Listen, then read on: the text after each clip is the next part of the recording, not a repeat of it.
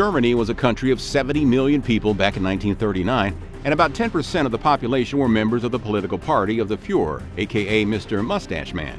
Even less were the numbers of people enlisted in the war and those who ran the government and the party in any capacity. History often talks about these people who dragged Germany into its Fuhrer's war. But what about the common people of Germany? Welcome to Nutty History. Today we're exploring what World War II appeared to be from the eyes of Germans.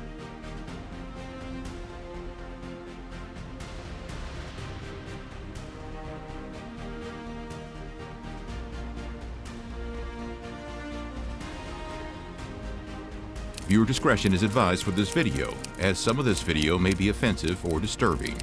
We, the makers of this video, in no way support or condone the actions of the subjects featured.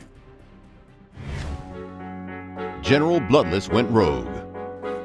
Have you heard the name General Bloodless? That's what Germany used to call Hitler in the late 1930s. Yes, the very same person who would soon be held responsible for millions of deaths in Europe and the rest of the world, including the death of 7 million Germans alone. But before Germany invaded Czechoslovakia and Poland in 1939, the German population had believed in their leader and focused on the progress and development of their country, unless they were of Jewish origin or not straight orientation, or were smart enough to be able to see what was going on behind the curtain of the SS regime. Even though Hitler lost the popular vote when he tried to run for president of the Weimar Republic and his party never won the absolute majority in any of the German elections, his popularity as the Fuhrer was at its peak in 1939. Hitler had managed to revise the Versailles Treaty, which was a concern for discontent for every German citizen. His rampant push for industrialization resulted in not only improving the economy, but also overcoming the hurdle of the mass unemployment that was a major issue after the defeated soldiers had returned home after the First World War concluded, and as economies collapsed in the 1920s worldwide. The Berlin Olympics put Germany back in the spotlight on the world stage.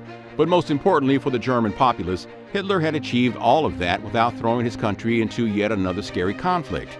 Yes, despite the remilitarization of the Rhineland and the mass armament of the German army, Germany's common people still believed they could achieve a place in the First World Order peacefully. But not all of the Germans were unable to see the foreshadowing. For example, U.S. Ambassador Raymond H. Geist's letters to his superiors in the U.S. were blatant about the vibes he was getting from his German friends. They were concerned about the aggressive policy that the ruling party of Germany was working out. As early as 1934, Geist observed the zeitgeist Hitler was becoming and how he eventually would manage to convince the entire nation to follow him into war. However, most Germans continued living their life as they always had, even when the war bugles began blaring in 1939.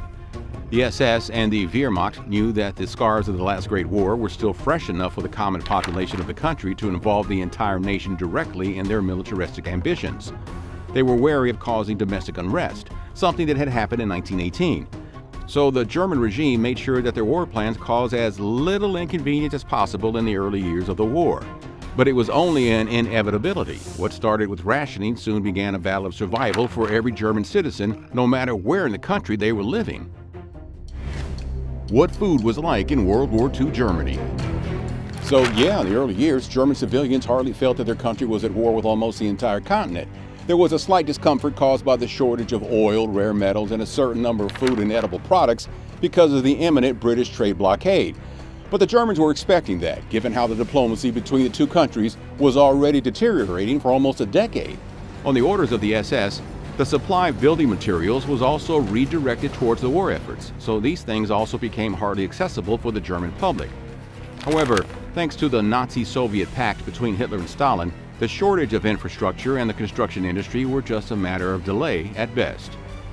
As Germany blitzkrieged their way in both directions to conquer mainland Europe, their army ruthlessly plundered everything in Poland, Slavic countries, Belgium, the Netherlands, and eventually France. The Nazi army seized military hardware, railway stock, industrial plants, manufactured goods, abandoned buildings, perishable food, even livestock. But again, a lot of this was either used directly by the Wehrmacht soldiers or was employed in the war effort, so only very little of it would make it back to Germany. This is why the concept of rationing was introduced by the SS as early as August 1939. From the outbreak of the war, the regime rationed most of the food products and beverages along with clothing, shoes, soap, and even leather. The limitations were nowhere close to being at the level of causing any perturbance in the lives of the German public. A middle-class German could continue living their life without noticing a change unless any of them really needed the imported goods. But people who used to live a luxurious life definitely felt the discomfort of rationing. Interestingly, the delicious whipped cream was the first thing to disappear from Das Kaufhauser. That's German for the department stores. In fact, whipped cream along with cakes and chocolates wouldn't return to German shops until 1948. Meat and milk became rare because of rationing. Coffee was next in line to disappear because it, like chocolates, couldn't be grown in Germany and must be imported. As the shortage problem grew, Germans resorted to a stamp system to distribute food and other essential products. The Germans still had to pay for what they were purchasing, but they could only purchase as much as the stamp's provision to them allowed. These stamps were color-coded and covered everything from sugar and flour, meat, cooking oils, fruits, nuts to eggs, dairy products, jams and jellies. The stamps were also needed for eating out in restaurants. The waiter would count out the ingredients required for the dishes ordered, and the customers had to produce ration tickets equivalent to the ingredients needed for their order to be finalized. That's nuts. Stamp theft or counterfeiting was considered a serious criminal offense in wartime Germany and could land a culprit in a forced labor camp for a healthy spell of detention. When things got desperate, conviction for such crimes could also result in a bye-bye sentence, meaning, well, your demise.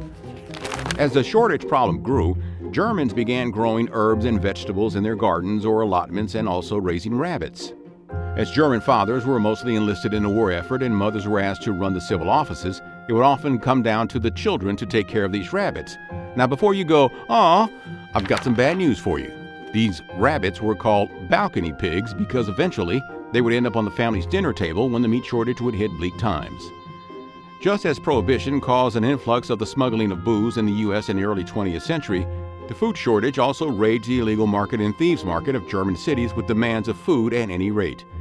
Even though the Nazi regime had made selling in these markets a criminal offense, the widespread corruption would see officers turn a blind eye in return for bribes in the form of both cash and food items they desired. What was Ersatzfood? The Gestapo was already forcing Jews to drink Ersatzkaffee, a coffee substitute in the camps in the 1930s. But as real coffee became scarce in the country, the fake coffee was introduced in the entire country as a necessity, which used to be ironically a punishment for the Jewish people detained in the concentration camps. Ersatzkaffee was a warm liquid that was primarily made of acorn as well as chicory and barley and oats and grain, which were available in abundance in Germany and in Poland. However, the substitute beverage only resembled coffee in color and texture. The taste was awful, and obviously it was a lot cheaper. Initially, the Ersatzkaffee available to the German public had a proportion of few coffee beans in the mix. But as the war raged on and things became difficult to get, coffee beans diminished from Ersatzkaffee until it was only acorns or barley. Ersatz tea, the tea alternative, was manufactured using wildflowers, ground raspberry leaves, and even catnip.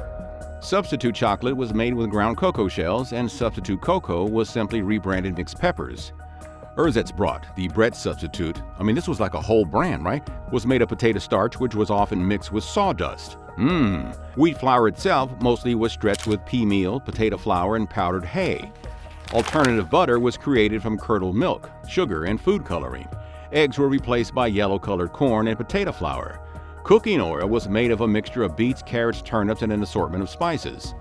The infamous war sausage that soldiers often refer to as a mouthful of sawdust was manufactured by mixing plant fibers and animal scraps in blood and water. Ersatz meat available in general shops in Germany was simply rice patties fried in mutton fat.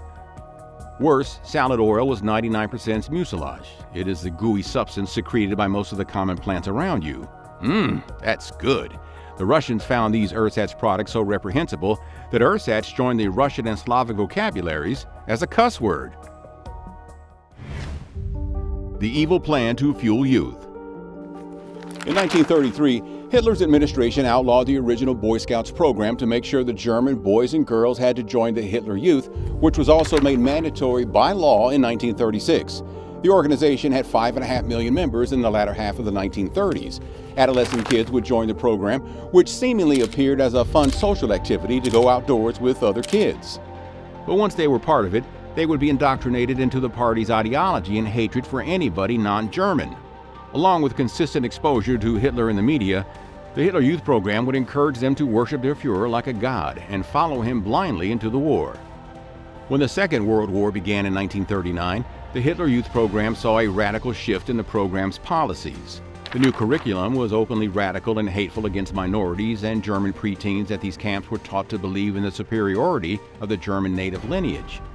The idea of innocent camping trips and bonds of friendship was long left behind and was replaced by weapons training and combat drills.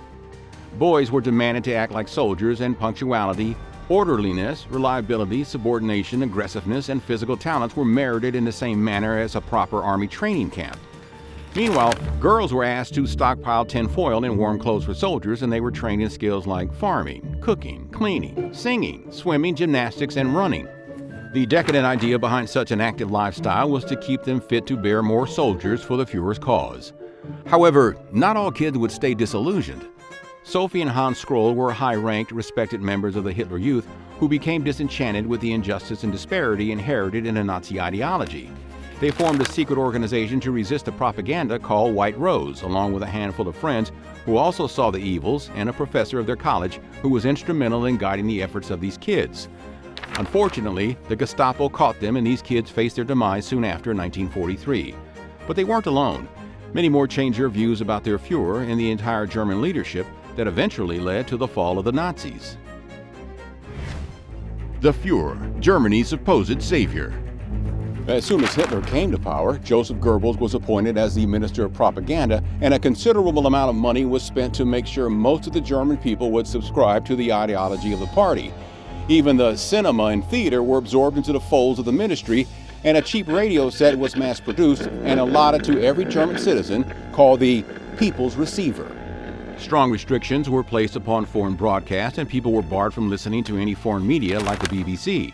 Breaking this ban was punishable by death, yet as the war raged on, people often broke the curfew to hear what Britishers were saying about the war, even though they were risking their lives. The BBC in turn hired German refugees who had to flee from the Nazi regime and gave them a voice in their German broadcast. But fighting German domestic broadcasts was an uphill task for the BBC. Goebbels had pushed Hitler everywhere in German media. The newspapers would sing praises of his work for Germany.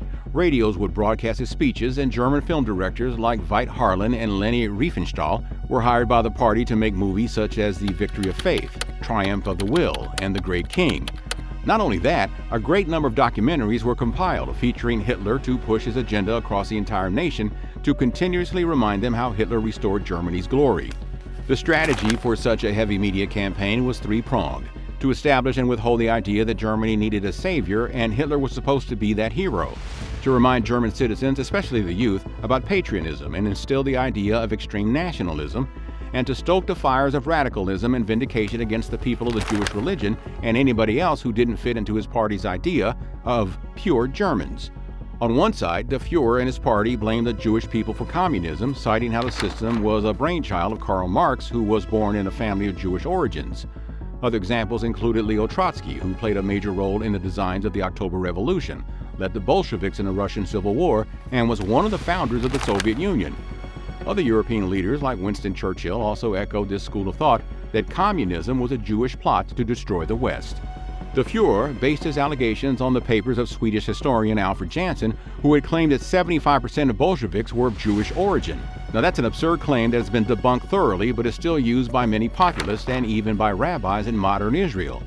While people of the Jewish religion were being detained all over Germany, Hitler made an exception to his despise for communism. In May 1939, just a few weeks before the war, the Führer signed the Non-Aggression and Cooperation Pact with none other than Stalin himself. You know, the supreme leader of the Soviet Union and the world leader of communism back then.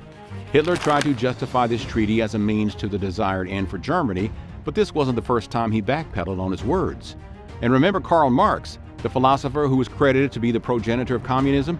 He was born in Germany to a family with Jewish roots and was often a soft target in Hitler's speeches. But back when the man with a clipped mustache joined politics, he used to quote Karl Marx about how Jewish people were the evil behind capitalism and thus had led Germany to ruin, and the country needed a better system favoring the laborers. He was a member of the German Workers' Party, which would later evolve into the Nazi Party. In 1933, when Hitler came into power, he reformed the banking system of Germany, banning usury, the practice of predatory lending. The scapegoating of Jewish people was facilitated by the massive collapse of German banks in the 1920s. The bank at the center of the crisis, Donut Bank, was led by prominent Jewish banker Jacob Goldschmidt. Promoting Jewish people and capitalism as the scapegoats of the economic collapse worked for Hitler and Goebbels. In towns and cities where many firms were exposed to failing banks, Nazi popularity and votes surged as the Nazis coined their campaign around the logline, "The Jews are Germany's misfortune." Surviving the war, fake towns. Finland, Romania, and Italy were in alliance with Germany, and the Blitzkrieg fueled by Pervitin helped Germany to quickly conquer Belgium, the Netherlands, France, Denmark, Poland, and Czechoslovakia. With Spain and Switzerland playing neutral in the war, the actual borders of Germany were pretty much secure from any possible invasion until things began to change in 1942. Only the Royal Air Force of the UK was able to send their fighter planes to bombard Germany. However, given the technology and number of planes available at the start of the war, they were hardly able to reach German borders and had to return after raiding there. This was a time before geolocation existed, so the raiding planes were relying on lights below them to find German settlements in the nighttime. The Germans created fake towns near the Swiss border with night lights to lure fighter planes away from civilization. The power would be cut off from real villages, towns, and cities, so the RAF fighters would bombard vacant lands instead of places with real people. The power cutoff was the only major inconvenience to people living in major cities like Munich, Berlin, and Hamburg. By January 1940, women in particular were far less willing to go out after sunset because of the blackouts. They weren't only wary of mishaps and accidents, but also a sharp increase in the number of robberies, burglaries, and assaults in the dark. Such was the paranoia that some shopkeeper in Berlin promoted his stock of walking sticks as a self-defense weapon, and the sales skyrocketed. Between August 1939 and July 1941, a man took advantage of the dark to carry out heinous crimes against 31 women in Berlin, and 8 of them didn't survive his monstrosities. While the ruling party blamed a person from minorities for these evil crimes, police officers had to disguise themselves as female passengers on trains in hopes of running into the culprit. The criminal was caught because he was ditching work to carry out these crimes, and during one of the work inspections by the Gestapo, which was the secret police, one of his co-workers ratted him out. 30-year-old Paul Orgorzo was a brown-shirt member of the ruling party and was stationed as the signalman for trains in the eastern suburbs of Berlin during these blackouts. On paper, Orgorzo was a completely contrasting personality to what the Berlin police were hoping the criminal would be like. He was a proper German family man with 2 kids, a loyalist to the party, and a veteran of the Sturmabteilung. The prolific criminal was tried swiftly and met his end by the guillotine. After 1942, as the U.S. joined the war, more and more Allied planes started making their way to the heart of Germany and performing air bombings. The RAF would bomb at night, and the U.S. Air Force would follow them in the day.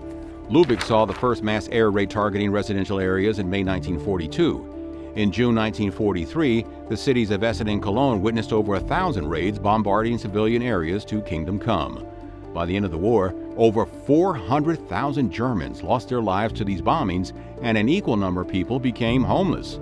Initially, people protested against organized evacuations, but as the intensity of the attacks got severe, the demand for evacuation rose exponentially.